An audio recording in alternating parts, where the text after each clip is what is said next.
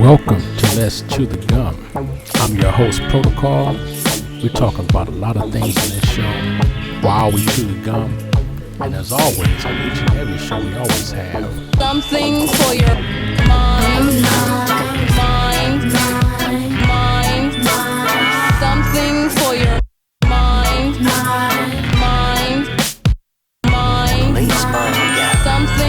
your mind, 정신을 집어넣으세요. 안에 어떤 것이 필요합니까? something for your 정신을 집어넣으세요. mind, 정신을 집어넣으세요. something for your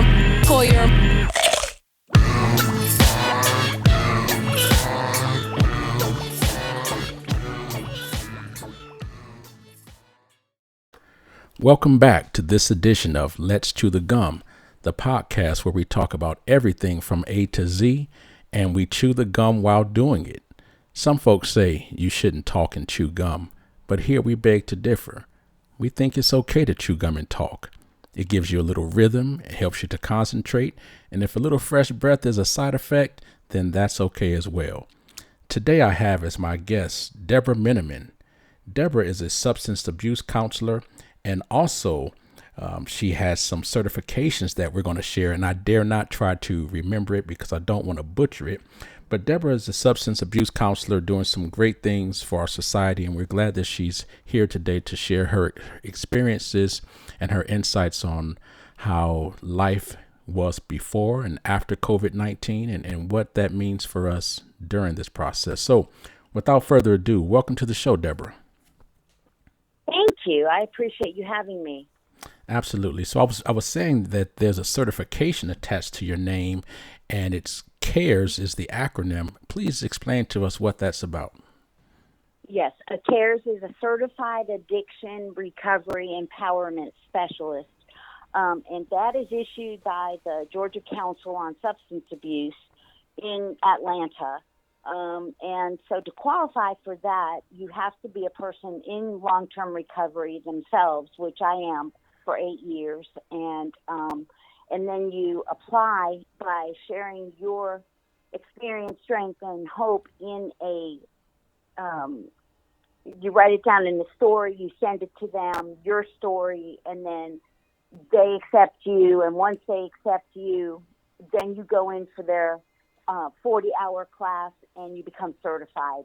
And that really is doing, the peer work is doing some amazing advances in substance abuse right now. So I actually have been a CARES for 3 years, and I worked in the field as a CARES, and then I became certified as a substance abuse counselor after the fact because I wanted to further my education.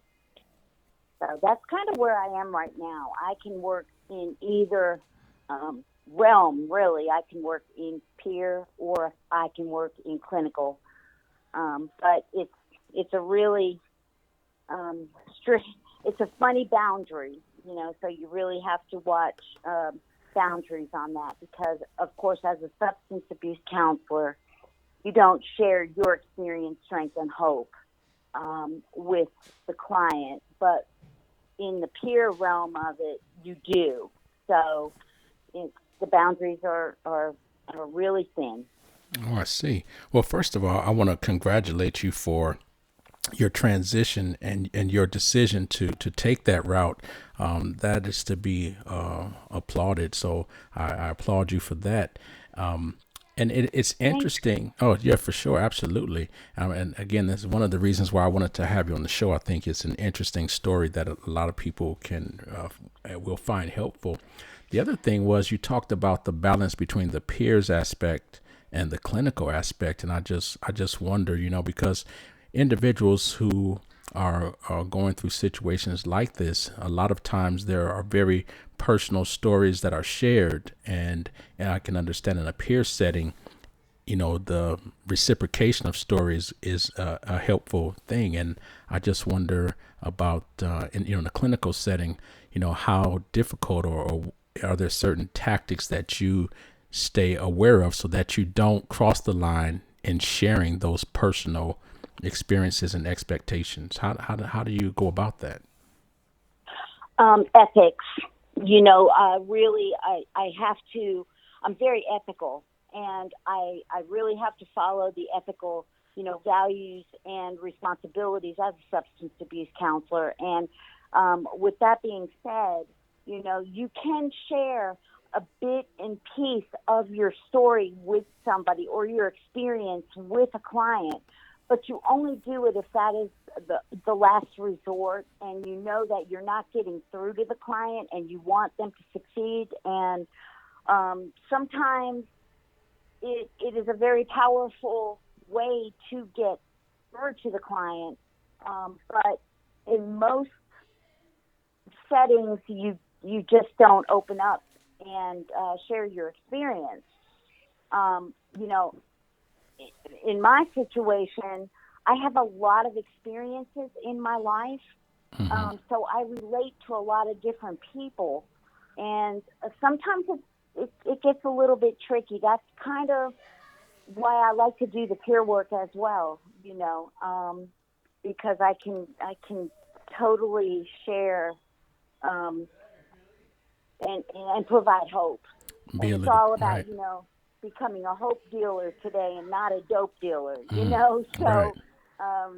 That's what I call myself today. I'm a hope dealer. So, No, I get that. yeah. I could imagine, in a lot of fields, and in particular when someone has, if they're a captive audience, for example, in my realm of teaching, I have a captive audience. My students have to be there.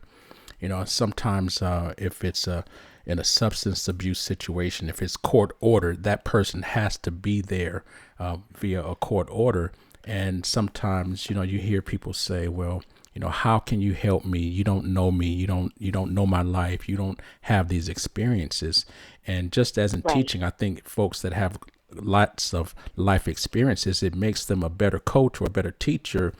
And I could just imagine that some individuals you work with outside of the peer sessions might, sometimes have that idea that, that you or other counselors can't relate to them, but you definitely can because of your experiences. How have your experiences been, so that it helps you to relate to the clients? Well, I always tell people that you cannot look at somebody and tell what they've been through ever. And not only that, but everybody is going through something. So you have to understand that. So for me, drug addiction and alcoholism has been a part of my life since I was about 15 years old. My mother was alcoholic, and so it was well accepted in my life and in my family's life, and it made it easy for me to escape from my feelings and everything, because living with an alcoholic mother, the family's so dysfunctional, and there's not a whole lot of healthy communication, so there's always looking, I was always looking for an escape, and so my escape was to drink and, to smoke pot. And from there, they say it's not a gateway drug, but I'm here to tell you that it is, because for me, it led to, a lot of other substances. My next addiction after that was cocaine, and that really took a big effect on my family life with my husband and my children. But then, the next phase of it, I turned to prescription drugs. And so Xanax became my drug of choice. And that really destroyed my second marriage. And, then after that fact, I got sober, I got clean. And, I was actually facing 15 years in prison because in a blackout on the Xanax, I almost killed my husband. And that was a really difficult time in my life, but because I was court ordered to treatment, I got clean and sober. And that worked for a short time, and we got divorced, and I I got off on the charges, and I met my third husband, and we got married. And 3 weeks into that marriage, I woke up and found him dead next to me. He had overdosed on opiates. Oh, wow. Sorry to hear that. Yeah. So, he was a disabled veteran. And 3.5 weeks, it was about 2.5 weeks into our marriage, we went on a trip. We bought a new car. We were in a car accident on the way back. And it hurt him really bad to the point where they ended up putting him in ICU with internal bleeding. And the doctors came in. They didn't know that he was a recovering heroin addict, which, the opiates are a big deal right now. Right. And they put him on methadone for pain, and they sent him home with 80 pills. And, a week later, he overdosed on them because he would keep them in his pocket. I didn't know he had them. He would just keep on taking them. And, methadone doesn't work like heroin does. You don't get the high that they get on heroin. So if they are taking methadone, they are trying to look for that same high that And they got. increase the dosage and Yes, right. And, actually the coroner told me, when he pronounced him deceased, when he pronounced him dead, the coroner told me that one of the symptoms of methadone, if they are taking it by themselves and nobody is giving it to them, they forget how many they take. Mm-hmm. So he took 60 out of 80 in a week. Oh, wow. Wow. Yeah, it was. But, following that, I just kind of went crazy. I didn't know what to do. Didn't want to go back on Xanax.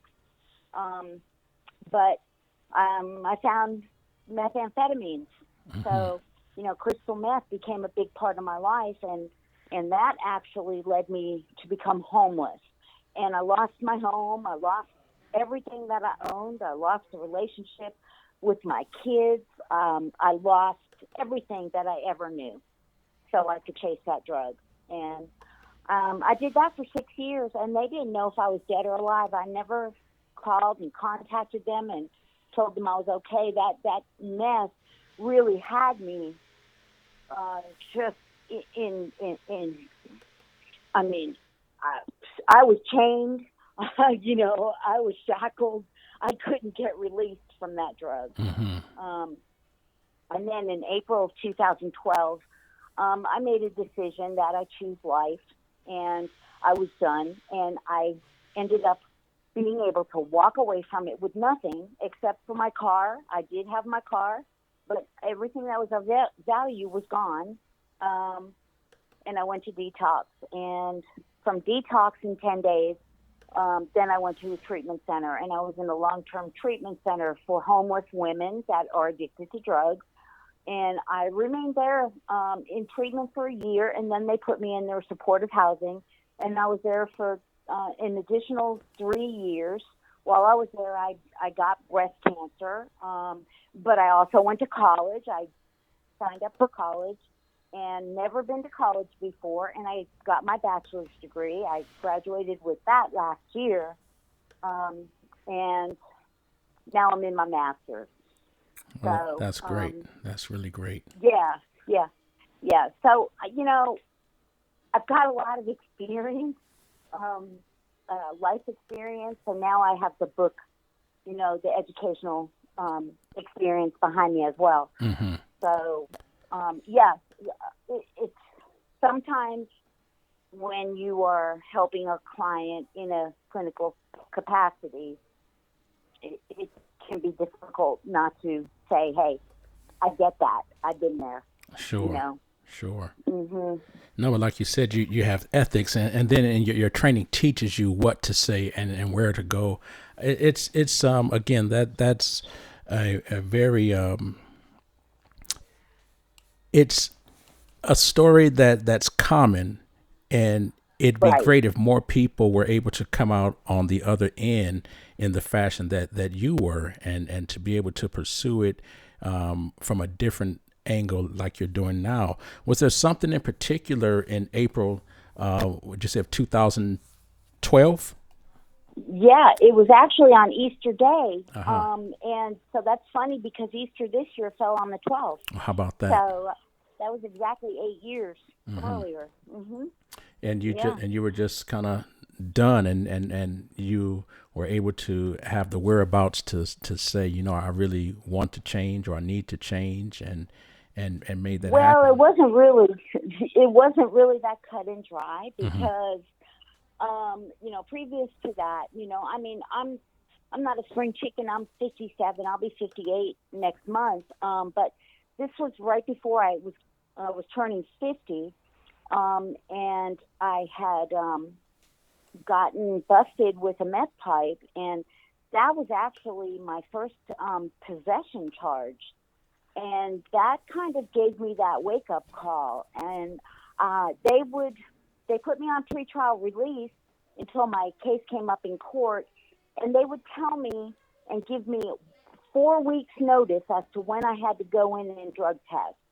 And I couldn't stay clean long enough to go in there and drug test clean. Even with So 4 weeks I notice. knew- Yeah, but you know, I was also just selling drugs too at this point because that was my income. And you know, that's when they had all of the pill mills around, and I don't know if you're familiar with those. Oh, I'm very familiar with those, but just for our audience, go ahead and give a bit of an explanation of what that is. Okay, so what we call a pill mill is you make an appointment with this doctor's office. You go in there, you pay $200. You tell them that you have this problem, that problem, the other problem, and they give you 2 prescriptions when you leave. They give you, well, for me, they gave me 1 prescription for 125 OxyContin, and they gave me another prescription for 90 Percocet, 90 Xanax, and 90 Somas. And, you know, this was right before the epidemic started happening. And every month on the 7th of the month, I went in there and I walked out of there with a prescription for 550 pills. And, you know, those were hot on the street. And, Right. and you know, I would make $2,000-$3,000 within hours. Sure. Yeah, and so that's how I was making my money. And so on top of getting that drug charge for the possession of the meth pipe, I was also, you know, having to move around from place to place, you know, hotel room to hotel room every month to sell my pills. And so I would get robbed all the time. And the final straw was I came to one day. I didn't wake up. I came to where somebody had roofied me. They had put some drugs into a coffee I was drinking, knocked me out, and they robbed me. And when I came to, I didn't know where I was. I didn't know anything about what had happened. I couldn't even remember where I couldn't remember anything, nothing. And that's when I made the decision. When I realized where I was, I said, that's it. I'm done. I can do this. And you know, and for me, my higher power, you know, God really got me out of that. And so I wasn't a spiritual person, but I clearly heard a voice say, come on, choose life. I'm with you. You can do this. And I got up and I was able to walk away from it. And I never looked back. I never looked back. That is outstanding, and I'm so happy for you. And you know, I wish that and I hope my listeners, and I don't know if any of my listeners are in similar situations, but it's almost like all of us know someone in our family or extended family or friend network that are in situations like that. And so just being able to hear a story like that, you know, it gives hope. You know, I have had quite a few individuals in my life who were in situations almost exact to what you've described. And some of them have been able to transcend that and to find their way out, and others did not. And some of them are, either imprisoned or no longer here. So again, I just applaud you. Just a quick reminder, you're listening to Let's Chew the Gum, the podcast where we talk about everything from A to Z while we chew the gum.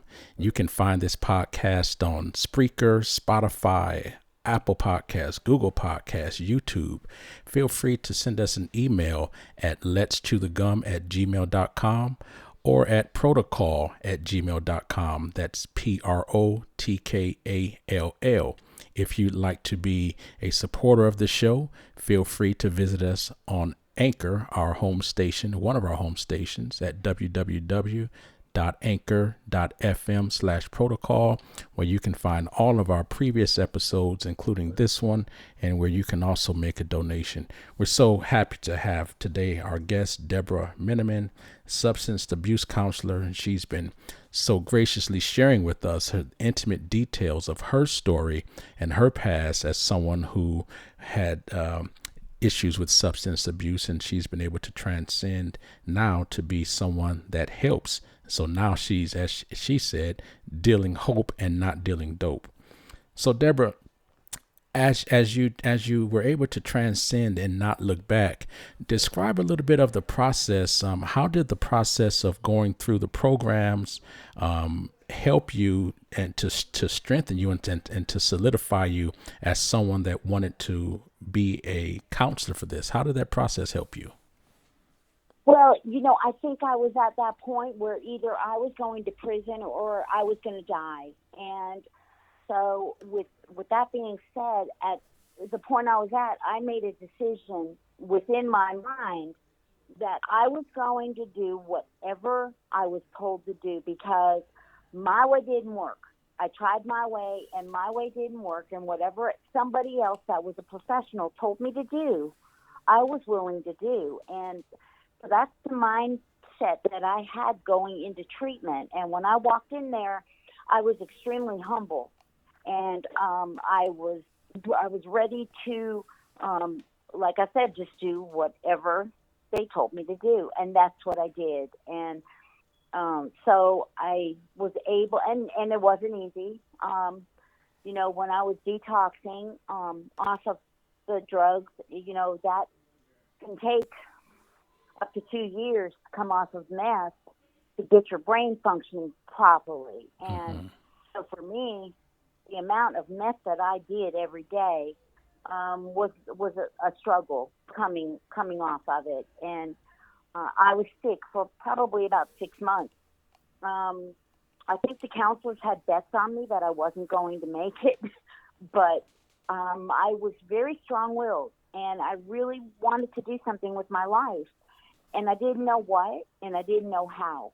And so I had to give up everything. I had to give up when they say people, places, and things, at the different 12-step meetings and stuff, where you have to give up all people, places, and things. And that's what I did. And I rebuilt a network of healthy people. I would sit in the front every time we would do a group. I would sit in the front whenever they took us to a 12-step meeting. I would sit in the front when they took us to church. And by doing that, I was able to listen to other people. And when I heard somebody say something that I wanted, and I don't mean, financially or materialistically, but when I hear somebody say, I've got 12 years sober and this is what I'm doing and this is how I'm doing it, I want to know. And I want to know you. And so with that being said, my network is just huge, massive. Network has everything to do with, changing your life. Absolutely. You have to have a big support system. And trust me, if I can do it, anybody can do it. Anybody. It's just going to take some. They say that drug addiction, you don't use willpower, but you use willpower to make the choice. Right. You have to be very strong-willed to make that choice and that decision that you are not going back to it. Yeah. You that, definitely have to want it. That's important. yeah, and that's how I got through it. That is really how I got through it. And life isn't easy now, especially with the COVID-19. There's one of our biggest problems as people that were addicted to drugs and alcohol is isolation. And so now we're told we have to isolate. And so, but that's probably something that we could talk about at another time because, I mean, there's so many different ways now to stay connected, to get connected. A lot of people that don't have the motivation to get up and go to a meeting, they don't have to do that anymore. They can pick up their phone and they can bring up Zoom and they can pull up a social media such as, like Facebook, and they could see all the Zoom meetings that are posted and they could just get on one and they don't even have to participate.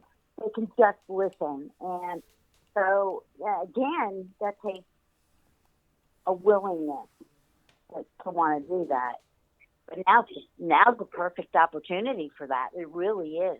Let's talk about that. We're going to take a quick break for our sponsors. And when we come back, hopefully Deborah will stick with us and we'll be able to talk about substance abuse during the COVID-19 and what are some ways that you can still get help and not allow this virus to enable the substance abuse issues that many people suffer from. We'll be right back.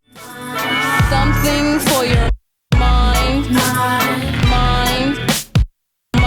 Late smile gap. Something for your mind. If you haven't heard about Anchor, it's the easiest way to make a podcast. Let me explain. It's free. There's creation tools that allow you to record and edit your podcast right from your phone or computer. Anchor will distribute your podcast for you so it could be heard on Spotify, Apple Podcast, and many more. You can make money from your podcast also with no minimum listenership. It's everything you need to make a podcast in one place. So what are you waiting for? Download the free Anchor app or go to anchor.fm to get started. Thank you for listening to our sponsors. We're back with our guest, Deborah Miniman, substance abuse counselor. She's been sharing her experiences with us as someone who suffered from substance abuse and someone who now is helping to get others and to save others who are in that same situation. Before the break, Deborah, we were talking about substance abuse during the COVID-19. And while some people may not use it, but why it may cause some others to suffer because of the fact that they can't get the supports or the fact that the COVID-19 brings upon stressful situations that may cause others to turn to substances. You were just speaking about the opportunities that individuals have with technology to still be able to get the help that they need, right? That's right. And first off, let me say this, there's a lot of relapse going on. There's a lot of using going on, behind closed doors. So just let me say this. If you are looking for help and you need detox, there are detox centers that are open. They have not closed the detox centers. You just have to know, where to call. And, you could do that by going to SAMHSA, which is the government website. It's SAHMSA. And if you pull up SAMHSA.gov, it will give you listings of treatment centers all over the country and the world. And it will also give you a list of detox centers in your area that you can call. So that's important to know. And there's also a lot of resources on social media, such as Facebook. And I use Facebook because that is where all the connections are. There's a lot of groups on Facebook that have inside information that you might not know about. So, for example, I am close to Atlanta, so we've got an Atlanta recovery group. And if you, just Google or just type in, recovery group, and then whatever city you're in, put that first and recovery group, it's going to pull up a whole bunch of different Facebook pages that you could connect with. And also there's something that we have here in Georgia. It's called the Warm Line, and that was created by the Georgia Council on Substance Abuse. But it is an 800 number, and I don't think that it works out of state, but I am sure that if you look up peer support in your state, if you Google that, it's going to give you different phone numbers. And I will absolutely double check with the Georgia Council and see if they have access to any of the other peer support in any other state, because the Warm Line, you would call. It's open 7 days a week, and it's not 24 hours, but I think it's open until 11 o'clock at night from about 8 o'clock in the morning, and you can call, and it's confidential, and you could talk about what you're going through. And they will help you with referrals to wherever, or they'll just listen. They'll just listen. Sometimes that's all we need is for somebody to listen. Absolutely.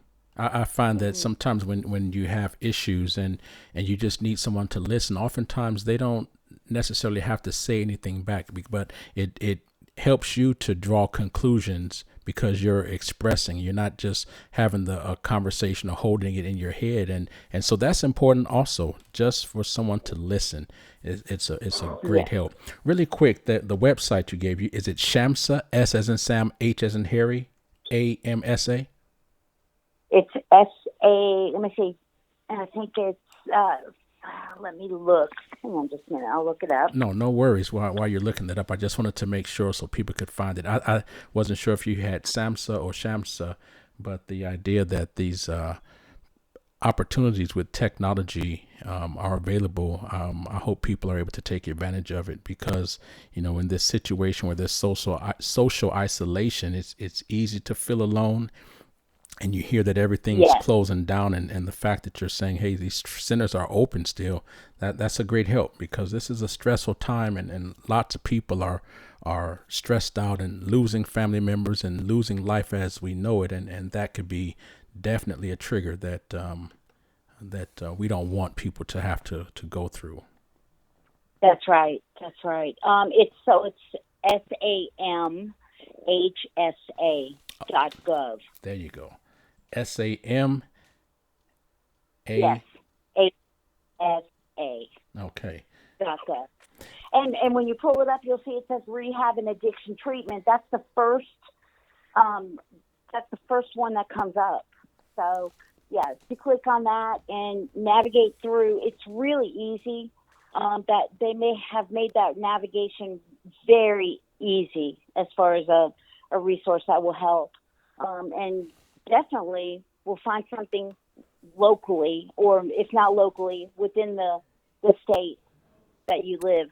Absolutely. So you can get some help. Yeah. No, that's a big help, because again, as I said, if you don't know the help is there, it's hard to find it. And so I'm glad you're here to be a resource for our listeners and for individuals who are listening that know someone else that needs the service, and then definitely for what you're doing in your area. And so now you've had these experiences, and you've been able to come back from them, and you are received your bachelor's last year, and you're working on your master's to continue to help individuals, and you have your cares. What is your? And I also have go ahead. I'm sorry. CABC2. Say that one more time. So I'm certified. I'm certified through the Georgia Addiction and Drug Certification Board of Georgia. I call them Abacadabra because Right. that's kind of what the letters are. But I'm certified through them as a certified addiction counselor level 2, and for that I had to accumulate 2,000 hours, work hours, and I had to accumulate my bachelor's degree. I had to complete that, and I also had to do some supervision hours as well. So I actually got accepted and sat for the exam in February, right before all of this happened, and I passed the exam. So I became certified right as the virus was starting to affect the world. Right. You know, but as far as that goes, that's a big deal to me. I've been working on that for the last 4 years. No, that's great, and just everything you have added to your list, the credentials, all those are big deals to me. I'm just really so very happy to have met you and to be able to share your story, because a lot of people who suffer, again, it's difficult to see the light at the end of the tunnel, and it's difficult for people to believe that not only that they can remove themselves from that environment, but that they can have a productive and meaningful lifestyle afterwards. And you've shown that, and you're doing that. So that is very, motivational. And so that's, again, why I'm really so glad to be able to share your story here with our listeners. Well, thank you. I appreciate you so much having me share my story. It's really important for me to share, because, everybody's going through something, and it doesn't matter if it's a drug or alcohol or gambling or sex or whatever your addiction is. There's help. There's help out there. Right. And yeah, and you can change. You can change, and it is not easy, but it is worth it. No, your life is definitely worth it. Definitely it is. It's like I say to individuals who, I've worked with individuals with substance abuse issues or just all types of issues. And, the one thing I tell them is you have to, be patient with yourself, be kind to yourself, and, don't beat yourself up about it. The fact is it took some time to get into this situation. So expect that it's going to take some time to be out of it. And, you're a living testament to, something I share with my high school students and just people in general. And I always have them to, forgive yourself for a lot of things, because it's okay to have a problem. A lot of us have problems. I always say it's okay to have a problem. It's not okay to know you have that problem and not do something about it. Sometimes it's difficult and you want to do something about it. And that's the start. You want to do something. You may fall back, you may backslide, but ultimately you're making progress towards it. So doing something about the problem is great. Right. And that's where the counseling comes in. That's where professional counseling comes in, because everybody suffers from trauma. And especially drug addiction and alcoholic, trauma is the biggest trigger that there is. And chances are that you suffered trauma, and that's when your addiction or your alcoholism took off. And so dealing with that, dealing with the grief, the trauma, the forgiveness, especially learning how to forgive yourself first, because you can't forgive anybody else until you forgive yourself. And it's not an easy process. It takes work, but if you have the time and you're willing to do it, all the help that you have out there, there's so much help available for that. But you're not alone. You're definitely not alone. There's a lot of trauma out there. I've suffered from a lot of trauma. I'm recovering from, mental health as well as addiction. So there's a lot to be said for counseling, definitely. Yeah, and it's absolutely. not a weakness. Yeah. I'm glad you said that it's not a weakness, because oftentimes people feel like, if I seek counseling or if I have to ask for help, that somehow that's a weakness. And I tell them, no, that's a strength when you can admit it, when you can be humble enough and when you show humility, that's a strength. It takes strength to be humble. It takes strength to admit faults. And so, I like to applaud folks who do that and let them know, no, that's a strength. It's okay. Even folks I encounter when I don't know that they're going through something, I just always assume, like you said, everyone's going through trauma of some sort. So it's my assumption when I have an audience that I'm letting them know that, it's a strength. Again, it's okay to have a problem, not okay to not do something. If you need help, seek it. That's a strength. That says a lot about your character, because, like in my classes, I tell students, It's okay if you don't know everything, because if you knew everything, why would you be in class? Why would you be in school? We're here because we don't know everything. So don't be ashamed at what you don't know. Don't be ashamed to ask for help. So I'm glad you shared that. People need to know that it is a strength. Yeah. Be vulnerable. That's the biggest thing is be vulnerable, and it's okay. There you go. And as you know, we have to do our part to help to create those environments where people are willing and feel okay to be vulnerable, because so often they've come from environments where, if I'm vulnerable, someone's going to take advantage of me. If I'm vulnerable, I'm weak. If I'm vulnerable, I'm going to be, punked or whatever it may be. And so, just like in my classrooms, we established day one that this is a safe place for everyone. I don't care who you are. Yeah. This is a safe place. And in our schools and in our society and our justice systems, people need to understand and feel with all legitimacy and reality that, there are safe spaces where you can go. And that's so important. Yes. And, today there's over 25 million people in recovery. So now is the safest time for people to come forward. There's more help now than ever. Absolutely. So, absolutely.